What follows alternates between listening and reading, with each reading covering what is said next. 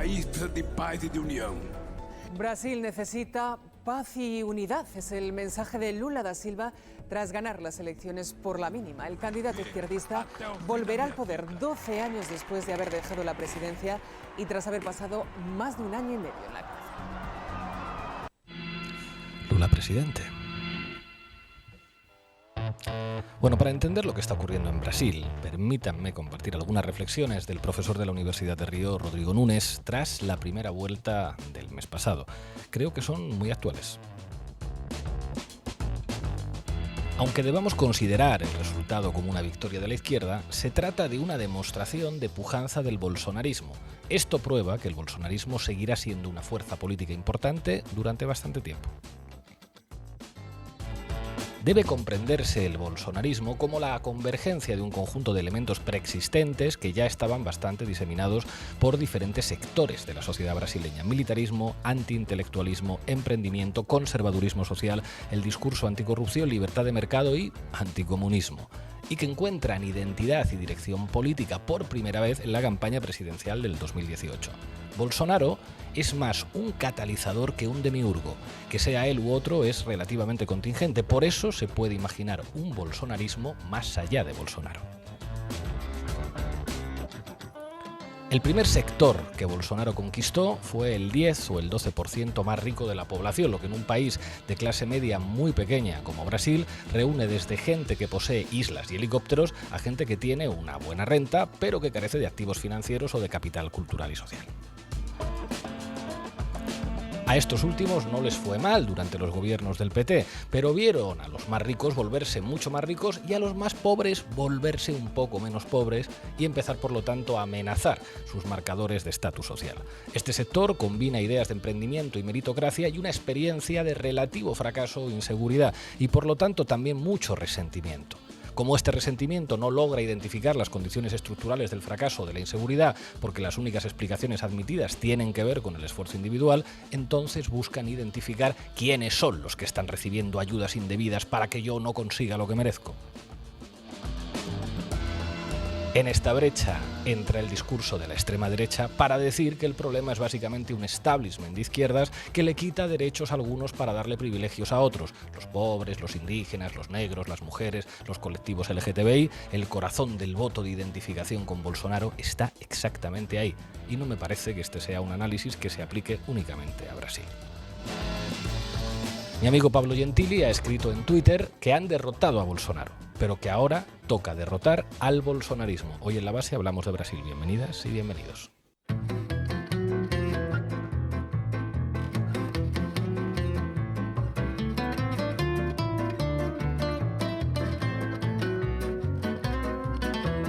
La Base, de lunes a jueves en Público. Bueno, y en La Base analizamos la victoria definitiva de Lula en Brasil. Para ello contaremos con nuestra matemática Sara Serrano, que nos va a traer todos los datos, toda la información sobre estas elecciones. ¿Qué tal, compañera? ¿Qué tal, Pablo? Buenas tardes. Manu Levín, sentando en el banquillo de los acusados a los medios. En este caso vais a ver lo que tiene preparado con Televisión Española, lo que se dijo ayer y lo que no se dijo de la victoria de Lula, y va a recuperar también una mítica entrevista de Ana Pastor a Luis Ignacio Lula da Silva, que dejará una vez más en su lugar al más periodismo patrio. ¿Qué tal, compañero? Tremendo, la verdad. ¿Qué tal, Pablo? ¿Cómo estás? Ina Finogénova, que parece que ha venido sin el oro de Moscú, un día más. ¿Qué nos vas a traer hoy, compañera? Lula, las implicaciones de su victoria en Latinoamérica, pero sin oro moscovita. Sin oro moscovita, una vez más. Bueno, hoy contamos en plató con Gonzalo Winter, jefe de bancada del Frente Amplio chileno, que nos va a aportar su visión desde América Latina de lo que significa esta victoria, que se une a una serie de victorias muy importantes en los últimos meses, primero de Gabriel Boric en Chile, después de Gustavo Petro en Colombia. Muchas gracias por acompañarnos. Muchas gracias, Pablo. Y vamos a contar desde Brasil con Daniel Toñetti. ¿Qué tal, compañero? Ya está conectado y a la escucha. ¿Qué tal, querido Pablo, Sara, Ina, Manu? A todos, ¿cómo les va? Un gusto saludarlos. Después te preguntaremos cosas de lo que has visto por allí y nos va a acompañar también, no sé si nos oye, si está conectado ya, Alfredo Serrano. Me dicen que aún no está conectado. Está en un aeropuerto en tránsito en Bolivia. Tuvo que salir precipitadamente ayer de Brasil, pero creo que vamos a poder contar con su opinión y con su análisis en la mesa de análisis de La Base. Así que con este programa tan animado y con tanta gente arrancamos, Lolo. base de datos. Sara Serrano, buenas tardes, buenos días en América Latina. ¿Qué tal, Pablo? Luis Ignacio Lula da Silva ha ganado las elecciones presidenciales de Brasil tras derrotar al actual presidente, a Jair Bolsonaro, por 1,5 puntos y 2 millones de votos de diferencia. La participación ha sido ligeramente superior a la de la primera vuelta, alcanzando el 79%, y Lula ha recibido el respaldo de 60 millones de brasileños, lo que supone además una cifra histórica. Nunca nadie fue nombrado presidente con tantos apoyos. Recordemos que Bolsonaro fue elegido con 58 millones de votos. Estos resultados no suponen exclusivamente una victoria electoral para la izquierda brasileña, sino también una victoria moral, tras años de persecución política y judicial que incluyeron el impeachment a Dilma Rousseff o el encarcelamiento de Lula durante casi 600 días. Bueno, pero lo cierto es que esta victoria de Lula se produce después de una primera vuelta donde el resultado fue mucho más ajustado de lo que nos habíamos imaginado durante muchos meses, ¿verdad? Sí, el pasado 2 de octubre tan solo 5 puntos separaron a ambos candidatos y ninguno de ellos llegó al 50% necesario para evitar ir a segunda vuelta. A partir de ahí, cada uno de ellos buscó el apoyo de los otros candidatos. Lula logró el respaldo de la candidata de centro liberal, Simone Tebet, que había obtenido el 4% de los votos, y del candidato socialdemócrata y exministro del primer gobierno de Lula, Ciro Gomes, con el 3% de los votos. Por su parte, Bolsonaro recabó el apoyo de los gobernadores de los 3 principales estados, Sao Paulo, Río de Janeiro y Minas Gerais. Explícanos esto bien, Sara, porque en estas elecciones no solamente se dirimía la presidencia, sino también algunas gobernaciones estratégicas del país, ¿verdad? Eso es. De los 27 estados del país, la mayoría de ellos estará ahora en manos de la derecha. En concreto, de las 12 gobernaciones que se elegían en esta segunda vuelta, 5 quedaron en manos de candidatos abiertamente afines a Bolsonaro, 4 fueron para el PT o más afines a Lula y 3 recayeron en manos de la derecha más moderada. El estado de Sao Paulo, con más de 46 millones de habitantes y motor económico del país, estará gobernado por la derecha después de que el militar y exministro de Bolsonaro, Tarcísio de Freitas, derrotara al que fuera sustituto de Lula en las elecciones presidenciales de hace 4 años, Fernando Haddad. El gobernador electo ha dicho algo importante, viniendo además de la derecha bolsonarista, ha dicho: el resultado de las urnas es soberano. Y esto, aunque es triste y un signo de la época tener que recordarlo, es importante porque Bolsonaro todavía no ha dicho nada sobre los resultados, no se ha pronunciado, y durante toda la campaña ha sobrevolado el temor a que el presidente saliente hiciera un Donald Trump, ¿no? Y no reconociera los resultados, digamos. Lucía Echevarría, escucha esto. El Tribunal Superior Electoral ha defendido la transparencia y limpieza del sistema electoral brasileño, que ha contado con embajadores internacionales como supervisores y cuyos resultados fueron proclamados en apenas 4 horas gracias al sistema de urnas electrónicas que funciona en Brasil, y ha asegurado también que el resultado es incontestable y que Luis Ignacio Lula da Silva será certificado como presidente el próximo 17 de diciembre. ¿Y dónde, en qué territorios, en qué regiones de Brasil ha ganado el PT? Bueno, pues para el Partido de los Trabajadores uno de los pocos triunfos sin matices ha sido en el estado de Bahía, donde el candidato de Lula, Jerónimo Rodríguez, se ha impuesto al exalcalde de Salvador de Bahía, Antonio Neto. Y este señor Neto, un hombre de piel clara, tuvo la osadía de definirse como mestizo en el estado más negro de Brasil. Ese mismo. Bueno, de las 8 gobernaciones que han quedado en manos de la derecha en esta segunda vuelta, hay que sumar los 9 estados que fueron elegidos el pasado 2 de octubre y que mostraron su apoyo a Bolsonaro en la jornada de ayer. Entre ellos hay algunos bastiones importantes como Río de Janeiro o Minas Gerais, que es el segundo estado más poblado del país. En términos generales, el voto bolsonarista se concentra en el sudeste del país, mientras que el PT es más fuerte en las regiones del nordeste. Y en resumen, digamos que 17 de 27 estados están en manos de la derecha o de la ultraderecha.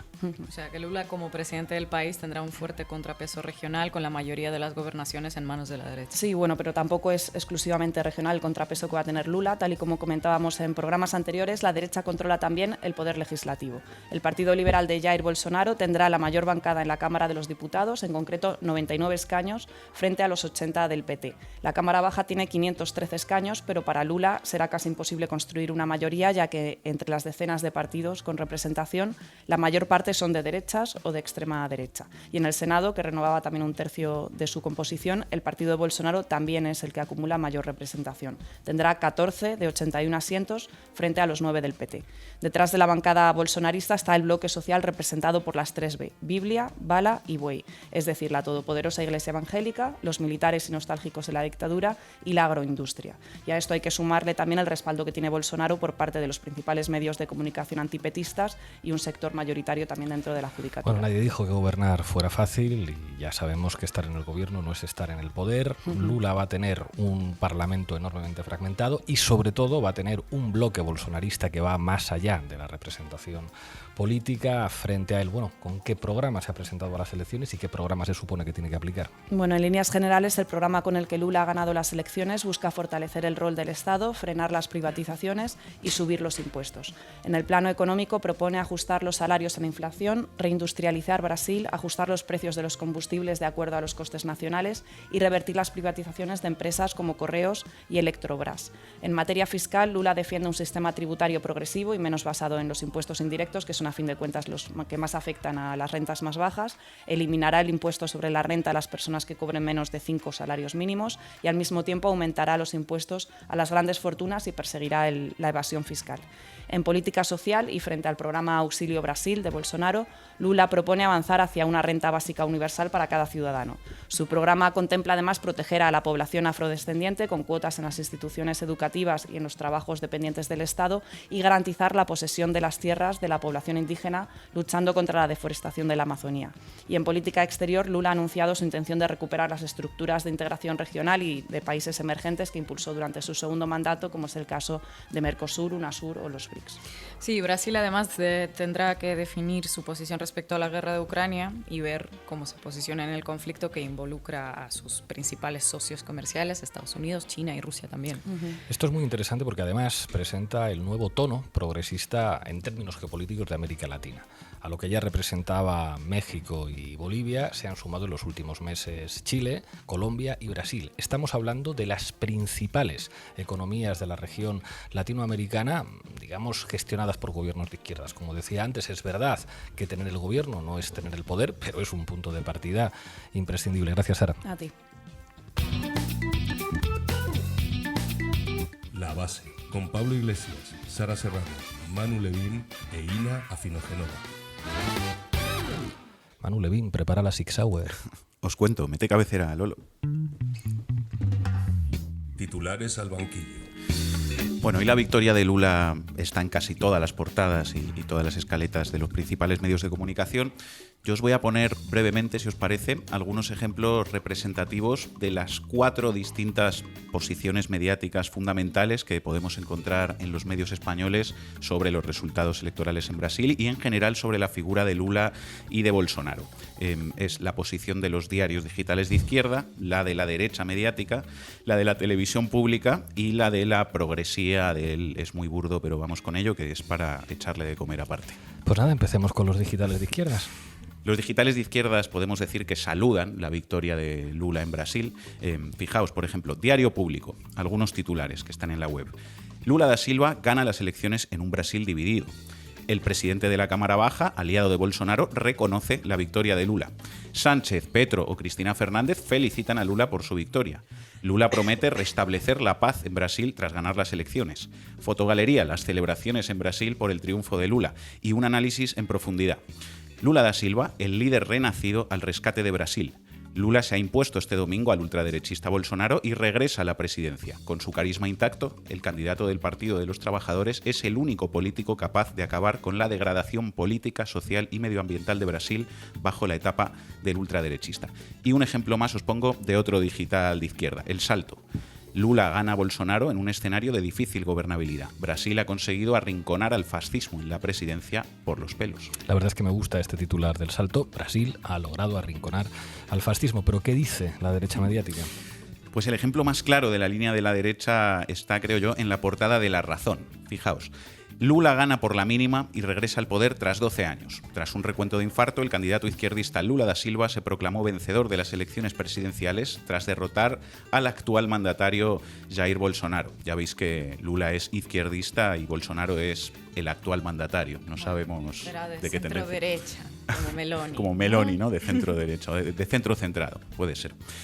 Sigue La Razón en su portada. El ex líder sindicalista obtuvo el 50,84% de los votos, con el 99% escrutado, frente al 49,16% de su rival. El líder del Partido de los Trabajadores volverá al poder 12 años después de haber dejado la jefatura del Estado y tras pasar por la cárcel acusado de corrupción. Acusado de de corrupción, o sea, lo que no dice La Razón es que fue un montaje de lawfare y que finalmente la condena contra Lula fue anulada. Eso se les ha pasado, sí. Es mucho mejor poner las palabras Lula, cárcel y corrupción todas juntas en la misma frase, y si quieres saber más, pues ya, si eso lo buscas en la Wikipedia. Sigue La Razón. La ajustada victoria de Lula, que ya gobernó el país más grande de Sudamérica entre 2003 y 2011, amenaza con dividir aún más a la polarizada sociedad brasileña. Ya veis, victoria de Lula amenaza dividir. Pocas sutilezas se traen estos tipos de La Razón. Concluye el periódico del pistolero Casals en su portada. El primer reto del ganador será cerrar las heridas tras una campaña electoral agresiva, plagada de violencia política e insultos entre los dos candidatos. Violencia e insultos entre los dos candidatos. Entre los dos candidatos, efectivamente. Entre Messi y yo ganamos 41 millones de euros al año. Entre Hitler y los judíos crisparon mucho la sociedad alemana. Entre el Ku Klux Klan y Malcolm X llenaron a Estados Unidos de racismo. Y entre Lula y Bolsonaro han llenado esta campaña de insultos, fake news y violencia política. Así funciona este marco mental tan de moda de la polarización. En fin, veamos ahora algunas cosas que se pudieron escuchar anoche en la cobertura especial sobre las elecciones brasileñas que organizó el canal 24 Horas de Televisión Española. Televisión pública. Sí, os adelanto con un gobierno de izquierdas. Efectivamente, y os adelanto que todo esto que os he leído antes de la portada de La Razón representa una línea progresista en comparación con lo que se dice a día de hoy en la televisión pública, con Pedro Sánchez en la Moncloa, efectivamente. Un paréntesis, por cierto, buen día hoy para recordar, después de la nueva humillación del PP al PSOE en la negociación del Consejo General del Poder Judicial, que el PSOE regaló Radio Televisión Española al PP hace ya casi 2 años, bajo la promesa de que después se renovaría el Consejo General del Poder Judicial, y el PP se rió en su cara entonces y no lo renovó una vez obtenido el control de la tele pública, y este fin de semana, como habéis visto, se ha vuelto a reír en su cara otra vez y a seguir bloqueando la renovación de este órgano, y encima después de hacer pasar por debajo del futbolín arrastrándose a quienes pensaron que era buena idea aceptar un veto a Victoria Rosell, pero sigan con la cobardía y pidiendo pactos de Estado a esta derecha antidemocrática, que siempre sale genial. Vamos a escuchar el resultado de esa brillante estrategia política. Carmen de Carlos, del digital facha El Debate, anoche en su escaño de la tele pública. Yo me refería antes, quería comentar lo que tú has advertido, Bruno, sobre la polarización que viene de atrás. Efectivamente, hay una fractura, no solo en Brasil, sino en toda la región a principios de siglo. En el 2002, desde que llega Hugo Chávez a Venezuela, se impone una manera de hacer política que provoca que se pase a un extremismo no civilizado, como tú decías.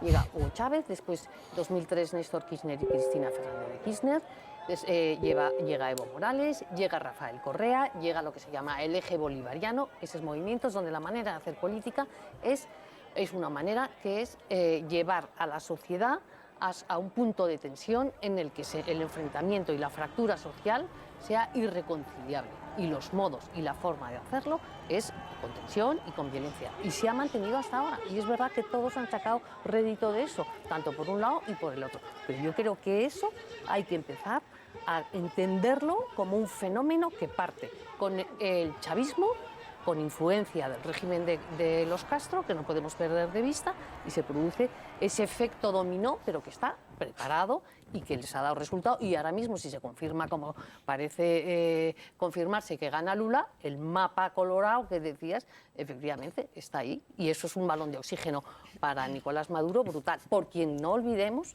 que el propio Lula pedía el voto en 2013, ¿eh? En fin, preguntaba Gonzalo Vinter a Manu Levín, ¿esta señora quién es?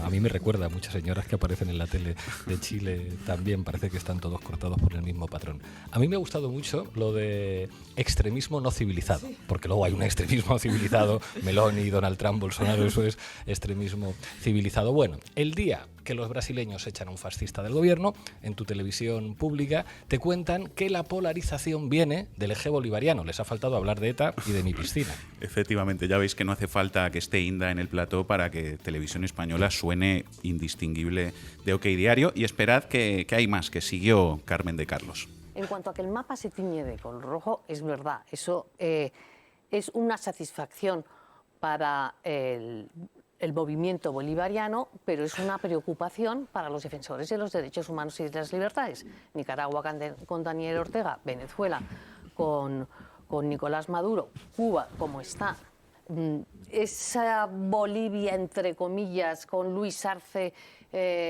y con la expresidenta Yanine Arce todavía presa, y esa sí es una presa política, y con Boric en Chile, a ver, si se reproduce el papel que desempeñó Lula a principios del 2000, de ser el paraguas de estos movimientos y de pedir, como pedía en el 2013, el voto para Nicolás Maduro, pues no es una buena señal, porque están todos alineados, y más ahora en Colombia con Gustavo Petro. Bueno, Tremendo. ha metido a todos en el saco, ¿no? Con Lula ganan los malvados bolivarianos. Y luego hablaba de Janine Áñez, la jefa del golpe de Estado en Janine Bolivia, Arce, como además, sí, se como mezcló presa todo ahí. política. Presa política. Sí. Presa política, nada más y nada menos. Que es tremendo, porque la victoria política de Lula, dice esta señora, es una mala noticia, no para la derecha, ni siquiera para el centro derecha, centro centrado, ni Hitler, ni Paul Preciado. Esto es una mala noticia para los defensores de los derechos humanos. ¿Quién necesita ultraderecha en España teniendo esta televisión pública que te está diciendo cosas de ultraderecha? Si no se planta clara, con contundencia, a mi entender, a esta derecha golpista en televisión española, en el poder judicial y en el poder mediático, ya sabemos lo que pasará dentro de unos meses cuando haya elecciones generales en España. Pero estamos llegando al momento al que yo quería llegar en la sección de Levin, y es el análisis del más periodismo. Ana Pastor entrevistó a Luis Ignacio Lula da Silva. Cuéntanos esto. Vamos con ellos. Voy a poner, como adelantas, un corte que no es de ahora en reacción a los resultados de anoche, sino de hace un tiempo, de febrero de 2020, cuando Ana Pastor entrevistó a Lula. Es un corte que ha recuperado hoy un tuitero, Vidusi, y os pongo este momento porque creo que refleja bastante bien cuál es la función que cumple esta gente, en este caso en relación a Brasil. Dale al play, porfa. ¿Qué ha hecho mal Lula, qué hizo mal Dilma para que Bolsonaro sea presidente? Sé que no le gusta cuando le preguntamos por la autocrítica a la izquierda, pero algo habrán hecho mal para que alguien como Bolsonaro también esté en el poder con tantos millones de votos. ¿De qué me suena esto? O sea, que los fascistas brasileños le dan un golpe de Estado a Dilma Rousseff y meten a Lula en la cárcel con un juicio farsa para que no pueda presentarse a unas elecciones en las que todas las encuestas le daban ganador, y además en primera vuelta, y Ana Pastor te lo afina diciendo que, claro, algo habrán hecho mal ustedes, ¿no?, para que Bolsonaro ganara esas elecciones. Hagan ustedes autocrítica, señor Lula. Claro que sí, y aquí te sacan a Inda en La Sexta para que te destroce con mentiras y documentos falsos en plena campaña electoral, y después te piden autocrítica también. Así es como funciona esto de la autocrítica y cómo funciona este mecanismo, ¿no? Un tumulto de ultraderechistas te dan una paliza y Ana Pastor pasa junto a tu cuerpo amoratado para pedirte que reflexiones sobre lo que has hecho, que algo habrás hecho mal. Quizá no les pasó eso por lo que hicieron mal, querida Ana, les pasó por lo que hicieron bien. Efectivamente, a esto le llaman nueva neutralidad. Para esto sirve esta gente, queridos oyentes. Por eso Ferreras está donde está, por eso Eduardo Inda está donde está. El papel de La Sexta, la televisión con propietarios de derechas para gente de izquierdas, es precisamente poder blanquear el fascismo y el golpismo en Brasil y en España. Y nosotros, pues nosotros somos putinistas, aliados de Sauron, conspiradores y liberales y jefes de hordas de troll que torturan en Twitter a los pobres periodistas. Tragad magdalenas, malditos, si no veis la base. Gracias, Manu. Si ves manipulación en los medios de comunicación, envíanosla a titularesalbanquillo@gmail.com. Buenos días, pero quizá no para Vargas Llosa en América Latina. Buenas tardes, Sina. No para Vargas Llosa, no. Vamos.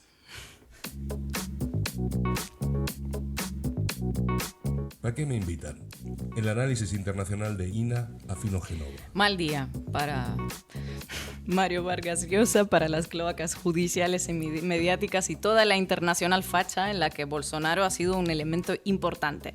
Luego de ser acusado de múltiples delitos que fueron posteriormente anulados, luego de ser encarcelado injustamente durante casi 2 años en los que ha visto morir a su hermano y a su nieto, el que un día se convirtió en el mandatario más popular de la historia de Brasil, vuelve a ganar la presidencia.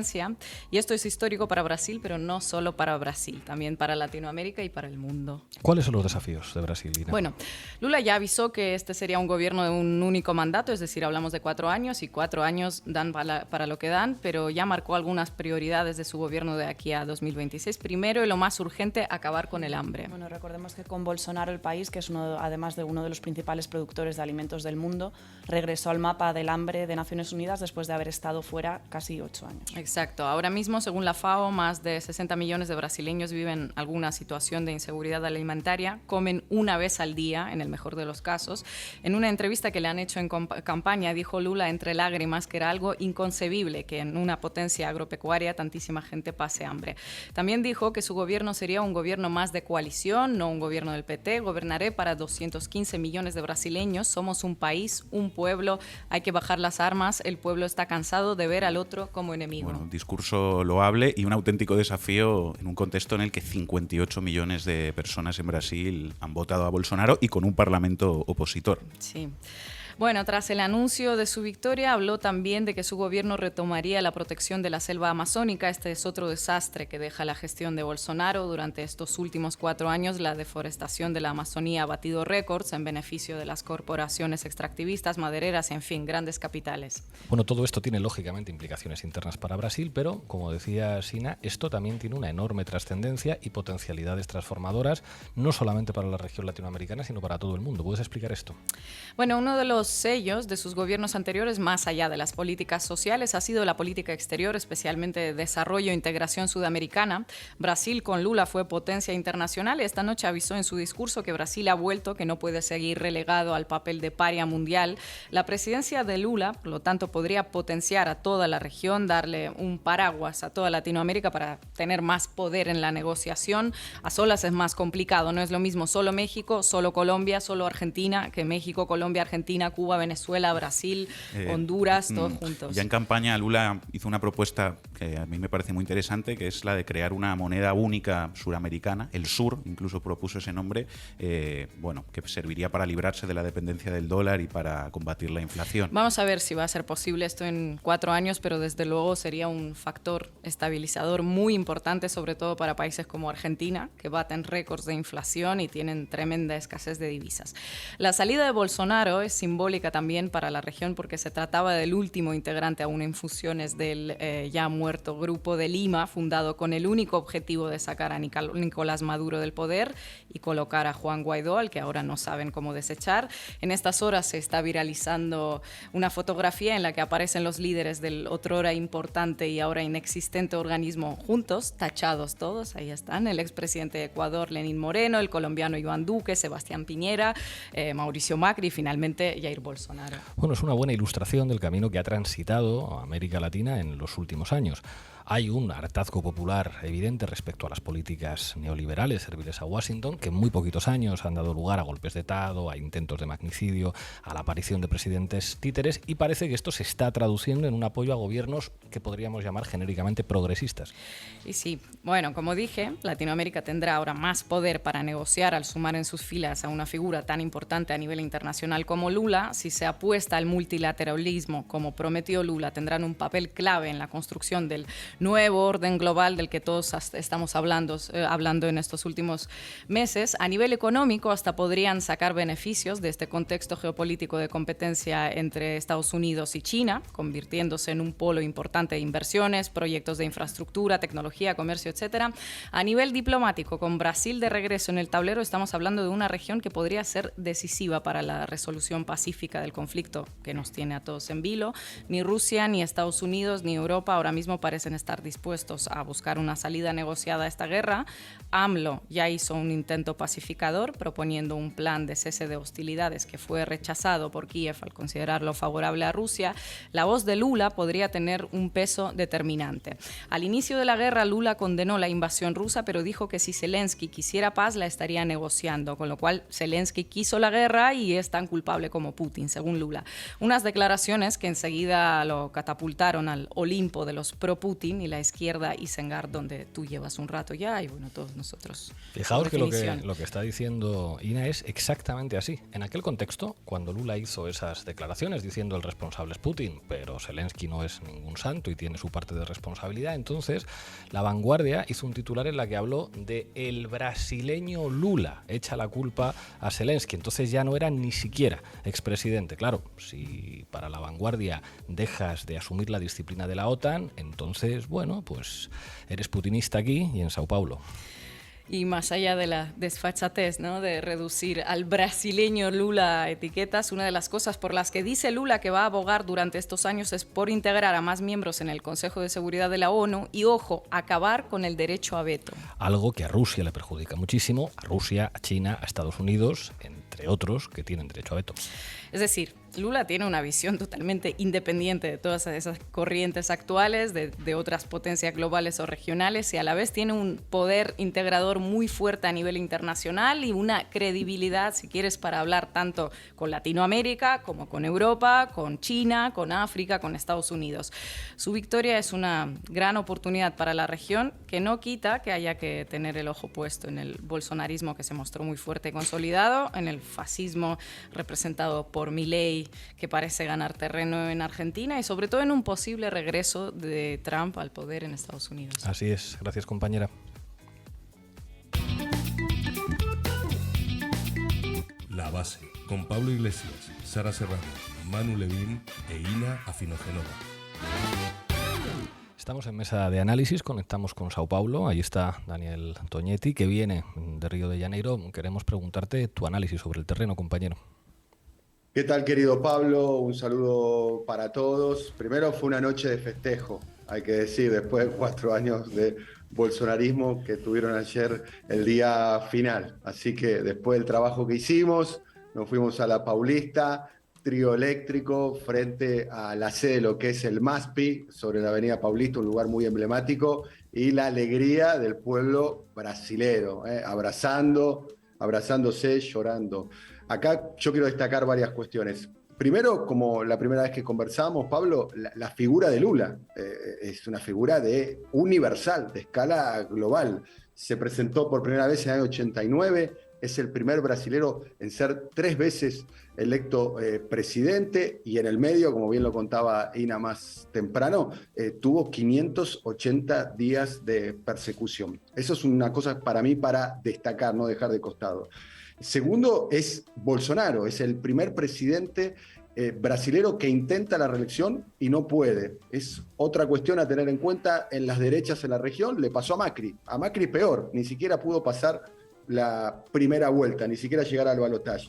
Después Lula, y ahí ya un poquitito entrando sobre los desafíos internos, muchos especulan acá que la elección no terminó y ahora comienza la tercera vuelta, que es la posibilidad de que sea una transición un poco enreverada, un poco complicada. Recordemos, el pase de mando se hace aquí en Brasil el 1 de enero del año 23. Y los desafíos internos son básicamente, la coalición es una coalición muy amplia, estuvo allí sectores como Guilherme Boulos, que está a favor de la reforma agraria, y sectores que son más, en términos políticos, muy neoliberales. Hay que ver cuál es el margen de maniobra que tiene Lula para desplegar su programa de gobierno en ese contexto. Tenemos el antecedente de Argentina, donde las alianzas son muy amplias, sirven para ganar, pero para gobernar tienen sus dificultades. Y después, el condicionamiento del bolsonarismo. Yo quiero contar algunos detalles importantes. Lula en la primera vuelta gana por 6 millones de votos, y ayer gana por 2 millones de votos. Recortó una distancia muy, pero muy importante Bolsonaro. Otro detalle a tener en cuenta que trae la historia. En la primera elección donde Lula fue electo presidente en el año 2002, ganó en los 27 estados de Brasil. Ganó todo rojo el mapa. En el año 2002. En el día de ayer, Bolsonaro ganó en 14 estados y Lula ganó en 3 estados. Ese es un tema a tener en cuenta porque el bolsonarismo va a ser una fuerza política, social, parlamentaria, muy, pero muy importante. Y el último desafío importante, Pablo y el resto de amigos ahí de la base, son los desafíos globales, porque, como bien lo decíamos y ustedes lo saben, también lo estaban describiendo ahí, Brasil es un global player, es un país, el único país del hemisferio, sacando Estados Unidos, que tiene un plan para sí mismo con el mundo y con el mundo para el propio Brasil. Y está el desafío de la pospandemia y el desafío de la guerra. Me interesa preguntarte por esto, Gonzalo, esto último que decía Daniel. Decía, Brasil es un global player, entonces es evidente que esto es un acontecimiento de importancia mundial, la victoria de Lula, pero creo que esto se tiene que vivir de una forma muy intensa en los gobiernos latinoamericanos de izquierdas. ¿Qué es lo que significa, pocos meses después de la victoria de Boric en Chile, pocos meses después de la victoria de Gustavo Petro en Colombia, qué significa para los gobiernos de izquierda en la región y en particular para el gobierno chileno que Lula vaya a volver a ser presidente de Brasil? Es importantísimo. Bueno, primero saludarlos a todos. Estoy muy agradecido de estar en la base, aunque quizás ustedes no lo saben, en Chile mucha gente escucha la base, quizás más de la que debiera. A ver, yo creo que esta para nosotros es una noche de alegría contenida. Alegría, evidentemente, porque este triunfo, yo creo que el sentimiento se parece un poquitito al triunfo de Lucho Arce en Bolivia, por la irracionalidad, la ilegalidad de la persecución política llevada a cabo por el bolsonarismo, al igual que la dictadura de Jeanine Áñez, mencionada como presa política en el periodismo español. Alegría también porque el personaje de Lula es un personaje que yo creo que ninguno de nosotros se cansaría de leer biografías de Lula, porque es un personaje rocambolesco de alguna forma y al cual uno fácilmente le puede generar afecto. Pero contenida porque el mapa rojo que se muestra y que anda dando vuelta por nuestros grupos de WhatsApp, igual es un mapa que incita a la confusión sobre lo que está pasando en América Latina. Tanto Petro como Alberto Fernández, como Gabriel Boric y como Lula entran a gobernar con mayorías parlamentarias o definitivamente minorías parlamentarias, o sea, con situaciones de flexibilidad táctica extremadamente estrecha. También porque yo creo que ayer es de alguna forma una consolidación del bolsonarismo, pero es muy importante decir que un triunfo como el de Lula salva vidas en América Latina, y salva vidas dentro y fuera de Brasil. ¿Por qué? Si me permiten, puedo hacer un ejemplo que tiene un contrafactual. El año 2008, no sé si lo recuerdan, hubo una crisis en Bolivia gravísima. Y ahora no estoy hablando de Brasil, sino cómo este tipo de triunfos impactan, ¿no? Hubo una crisis institucional en donde lo que se llama la media luna, Beni, Pando, etcétera, Santa Cruz, entran en un conflicto con el gobierno de Evo Morales, golpista por decirlo menos, secesionista por decir lo mediano, donde hay una masacre, hay decenas de muertos, etcétera, y UNASUR se convoca, tiempo en que estaba, no recuerdo quiénes fueron presencialmente a la convocatoria, pero gobernaban Tabaré Vázquez, Rafael Correa, Lula, Cristina, Alan García, Michelle Bachelet, Hugo Chávez. Se convoca a UNASUR y UNASUR saca una posición clara, tajante, de apoyo a la institucionalidad, al respeto a la Constitución, qué sé yo, a la unidad territorial y constitucional de Bolivia, y eso hace que finalmente se apacigüe la crisis. Pero tengo un contrafactual. El año 2019, cuando gobernaban Lenín Moreno, Sebastián Piñera, y etcétera, Bolsonaro, etcétera, hubo un golpe de Estado en Bolivia, que es un golpe de Estado. Nadie diga que es como un golpe de Estado, que es más o menos un golpe de Estado. Es un golpe de Estado de la G a la O, ¿ya? Donde hubo en Bolivia un año de dictadura, donde hubo masacre, ¿cierto? Y el continente no hizo ni dijo nada. Pero nada. Eso es una vergüenza que tenemos como continente, la dictadura de Jeanine Áñez, en donde este grupo se había conformado, ¿cierto? Habían destruido UNASUR, habían creado PROSUR, habían creado el Grupo de Lima con la única intención, como muy bien dijo Ina, de derrocar a Nicolás Maduro, y finalmente terminan, digamos, su ausencia en el escenario matando gente. Y hay otro ejemplo, más cortito. Cuando fue la gripe H1N1, ¿la recuerdan? UNASUR se autoconvocó para gestionar en conjunto las vacunas, lo cual generó ciertas condiciones de igualdad y de acceso a vacunas para los más pobres del continente, cosa que obviamente no ocurrió durante la crisis COVID y cada país tuvo que negociar por su cuenta, generando que a algunos países les fuera muy bien en las negociaciones y a otros muy mal. Entonces, quiero ser muy claro, nadie puede imaginarse que Lula está en condiciones de crear una revolución socialista, dado el escenario en que se encuentra y dado que una fuerza irracional y salvaje como el bolsonarismo se consolida, pero que Lula haya ganado salva vidas dentro y fuera de Brasil. Manu. ¿Qué tal, Gonzalo? Un placer tenerte aquí en el estudio. Recuperando algo que ya comentaba antes, te quería preguntar sobre esa propuesta que hizo Lula varias veces de crear una moneda común del Cono Sur o de Latinoamérica, ¿no? Incluso se proponía un nombre que sería el Sur. La propuesta, bueno, pues en su declaración de intenciones se proponía librarse un poco de la dolarización y hacer frente a la inflación.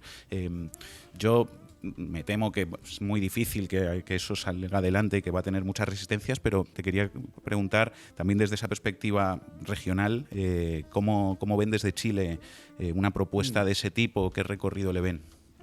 Pasó algo muy, muy curioso y muy para la base hace poco, que al presidente Boric creo que en Nueva York, le preguntaron porque algún líder latinoamericano había hecho esta propuesta y le preguntan qué le parece. Creo que quizás fue en Canadá, no sé si fue en Nueva York o en Canadá. Y entonces él da toda una explicación de por qué, en el fondo dice, esto es más bien difícil que fácil. Claro. Y al final cierra abierto y dice, bueno, pero son cosas que se pueden conversar. Y todos los diarios en Chile titularon, Boric propone la moneda única. O Boric, quiero conversar de la moneda única. Porque al final le preguntan, ¿pero estaría dispuesto a tener una conversación en donde esté ese tema? Y dice, sí, Boric pone el tema de la moneda única. A ver, yo la veo como un sueño que efectivamente a mí me genera una alegría inmensa y creo que nos podría ayudar a terminar con estos ciclos inflacionarios en que viven muchos de nuestros países. Chile está viviendo una situación de inflación en donde se toma la agenda mediática y la agenda también del sentimiento popular, que a diferencia de Argentina es algo nuevo para nosotros. Nosotros éramos un país donde la mayoría de la gente no sabía lo que era la inflación. Obviamente todos los años subían los precios, pero al 3, 2%, y ahora Chile vive con un 12%. Obviamente no tiene nada que ver con la situación de Argentina, en donde tú no puedes ser una persona culta si no sabes mucho sobre inflación, ¿cierto? Y yo creo que podría ser de utilidad, pero lo veo muy complicado, sobre todo porque inclusive hay fuerzas políticas como Milei, se comentaba ahí, que justamente lo que está proponiendo es acabar con las monedas nacionales. Y cuando a él le preguntan, ¿pero usted quiere dolarizar? Él dice, no es que yo quiera dolarizar, es que cuando acabe con la moneda nacional, naturalmente la sociedad va a transar en dólares cuando pueda hacer ejercicio de su libertad. Entonces, yo creo que empalmado con ese tipo de debate puede resultar extremadamente complejo, pero un sueño que a mí me parece sumamente interesante. Pero sobre todo, más allá de la moneda, yo creo que hay instancias que son más relevantes. Primero, yo creo que hay que crear un parlamento latinoamericano. Y un parlamento latinoamericano significa, para mí, no que haya representantes de los gobiernos, sino que haya representantes de los distintos sectores políticos que hay en cada país. O sea, un parlamento latinoamericano que tenga izquierda y que tenga derecha. Que haya bolsonaristas, porque si no, no va a tener ningún peso. Segundo, que pueda tener una proporción de fuerza que de alguna forma respete que no sea solamente un Estado, un voto. Porque entonces yo, Brasil, me invitan a una situación en donde Uruguay vale lo mismo, parece poco atractivo, ¿no? Y yo creo que sí estamos en condiciones de hacer eso y que hay un tema que podría ser, pero explosivo, que es el tema del cambio climático, la transición energética. La transición energética está en el corazón de la propuesta de Petro, está en el corazón de la propuesta del gobierno de Chile, el cuidado del Amazonas está en el corazón de la propuesta de Lula, y yo creo que además la transición energética para nuestro continente puede ser un motivo de desarrollo y de desarrollo económico, y no solamente una cuestión ética y ecológica. Por lo tanto, yo creo que por ahí hay una potencia inmensa. Ina. Sí, una pregunta para Daniel. Decía ahora Gonzalo que este mapa rojo de Latinoamérica que volvemos a contemplar otra vez puede inducir a confusión y, bueno, en los últimos meses hemos visto triunfar a Petro en Colombia, a Boric en Chile, ha habido, como se habla, ¿no?, de un giro a la izquierda en Latinoamérica. Pero la pregunta ¿es un giro ideológico, es un voto más bien castigo a la derecha, ¿no?, por el hartazgo, voto por la oposición, sea de color que sea? ¿Qué opinas tú? Es una muy buena pregunta, Ina, ¿no? Porque pareciera ser que, primero, que están ganando coaliciones, como el caso de Lula, que integran a sectores liberales desde el punto de vista económico. Como les contaba recién, en la alianza de Lula está Guilherme Boulos, que propone la reforma agraria, y está João Moedo, que era el candidato de la avenida Faría Lima, que es la avenida de los bancos. A mí me parece que tiene que ver también con la cuestión de la pospandemia, las consecuencias económicas de la pandemia y la guerra, y el voto también a las oposiciones. Pareciera ser que más que la izquierda se están votando a las oposiciones. Y el discurso ayer de Lula no fue un discurso de izquierda, la campaña de Lula fue una campaña definitivamente bien centrista en su discurso y en su programa. Quizás él sea un hombre de izquierda, pero la coalición que lo llevó a presidente creo que es una coalición, digamos, del centro liberal, podemos decir. Sara. Sí, yo tenía una pregunta para Gonzalo. Yo quería preguntarte si crees que en medio de este enfrentamiento entre bloques que estamos viviendo con la guerra de Ucrania, América Latina puede emerger ahora como un actor geopolítico a nivel global y qué papel puede jugar en este conflicto. A ver, quiero colgarme de la pregunta anterior para llegar a ella. Efectivamente, desde el 2018, en América Latina, todas las elecciones, y pongo el 2018 porque es la última vez que ganó Mario Abdo en Paraguay, todas las elecciones las ha ganado la oposición. Lo cual también es un dato que podría invitarnos a que quizá cuando analizamos solamente si ganó la izquierda o la derecha, estemos cometiendo un error, ¿cierto? Y efectivamente los triunfos que hemos ganado son con alianzas extremadamente amplias. Yo creo que el triunfo de Alberto Fernández es eso. En el triunfo de Colombia está el Partido Liberal con ministerios. En el triunfo de Boric, la primera vuelta, nosotros sacamos, hay que recordarlo, el 25% de los votos presidenciales y el 23% de los votos para la Cámara de Diputados, lo que significa que para la segunda vuelta Boric tiene que ir a reunirse con la presidenta de la Democracia Cristiana, que no la integra al gobierno, pero tiene que ir a ampliarse hasta el mismo punto del centro, y creo que en Brasil pasa algo similar. Ahora bien, la potencia de América Latina para emerger. Yo creo que dos cosas. Brasil juega un rol fundamental en el G20, en la discusión sobre la guerra. Y creo que en ese sentido vuelvo a la idea de que un triunfo como el de Lula, más allá de que no tenga mayoría parlamentaria, que alguien pueda decir, no puede hacer nada, o sea, no celebremos. O sea, que esté Lula sentado en el G20 discutiendo de la guerra y no Jair Bolsonaro, es un cambio radical para el mundo. Y yo creo que América Latina tiene otro potencial muy importante, que es el nivel de estabilidad que hay entre los países hoy en día. La verdad es que no hay... Todos los países en América Latina tienen todavía cuestiones fronterizas pendientes y ciertas tensiones, rivalidades, etcétera, pero realmente no hay potencialidades de una guerra. No veo potencialidades de una guerra civil en América Latina. No veo... y yo creo que esa cierta paz interna y cierto espíritu de poder generar cierta colaboración le otorga la posibilidad de entender que si tiene una sola voz frente al mundo, esa voz se podría escuchar muy fuerte. ¿Por qué esa voz no se escucha fuerte? Porque cuando los presidentes del capital asumen la presidencia de la República, finalmente los terminan desintegrando porque el capital, que es lo que les interesa, tiene otras formas de entenderse, de organizarse, de generar cooperación.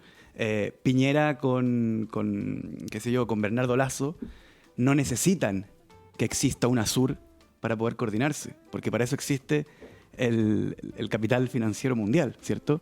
Somos nosotros los que necesitamos que exista la cooperación internacional. Si los presidentes que están ahora asumen que América Latina puede ejercer como una sola voz, digamos, sería efectivamente, tendría la posibilidad de tener una cierta fuerza moral frente al mundo, sin duda. Yo quería preguntaros algo tanto a Daniel como a Gonzalo. Yo creo que es evidente desde hace muchos años que América Latina representa una caja de herramientas en la pelea ideológica a nivel mundial. El contexto actual yo creo que es todavía más agresivo por la situación que se está viviendo en Europa de régimen de guerra, con la llegada de fascistas al poder y con un cierre de filas de los medios de comunicación vinculados a los grandes poderes económicos y al falso consenso OTAN. Y en el caso de los Estados Unidos estamos viendo que parece que cada vez es más inevitable que Trump vuelva a ser presidente de los Estados Unidos. Ya veremos qué pasa en las elecciones del midterm. Claro, y sin embargo hay una cosa que a mí me sigue faltando de América Latina. Estados Unidos tiene la CNN y tiene muchísimos dispositivos mediáticos que irradian la visión estadounidense del mundo. El Reino Unido, a pesar de la situación cómica que están viviendo con la caída de una primera ministra en cuestión de semanas, tiene la BBC, que emite en diferentes idiomas, como actor mediático ideológico que da la visión de la política internacional y del mundo de los británicos. Europa también lo ha intentado con Euronews y con otros canales. ¿Por qué no existen televisiones o medios de comunicación de ámbito latinoamericano que expliquen al mundo en inglés, en castellano, en portugués, en francés cuál es la visión latinoamericana de la política internacional? Porque creo que esto se justificaría claramente. Cualquier potencia geopolítica que se precie fuera de América Latina ha creado su propio canal de noticias, menos América Latina. Yo creo que esto es algo que tendría que estar en la discusión de los gobiernos. No me esperaba esa pregunta. Seguro que sí. Está Telesur por ahí, Telesur por hacer la salvedad. Sí, pero no salió bien, porque eso se convirtió en la voz del gobierno de Venezuela, no en la voz de América Latina, que son cosas diferentes. Telesur pudo haberlo sido, pero al final Telesur se hace en Caracas y es la visión del gobierno venezolano, a pesar de que haya magníficos profesionales en Telesur. Yo tengo amistad con muchos de ellos. Hablamos de otra cosa, de una visión latinoamericana y de un gran canal de televisión o de productos audiovisuales que den una visión más consensuada en clave geopolítica entre diferentes gobiernos de la región. Daniel. Quizás, a ver, te puedo arrojar una respuesta, Pablo. En estos momentos, en un ratito, está llegando Alberto Fernández para almorzar con Lula. Y la información que nosotros tenemos, de que pudimos conversar con Daniel Scioli, el embajador argentino aquí en Brasil, que este tercer Lula, esta tercera presidencia, está mucho más afín a acelerar los procesos de integración. Así que pueden ir en el sentido que vos marcás de que América Latina, que es la única región del mundo donde desde hace 2 décadas a esta parte se le está tratando de plantear una alternativa al neoliberalismo, pueda tener alguna plataforma mediática importante. Gonzalo. A ver, decía, no en serio, que me sorprende la pregunta, porque es evidente que tenemos que hablar de eso. Y es evidente que ustedes conocen la respuesta, ¿no? Sí, efectivamente hay una situación.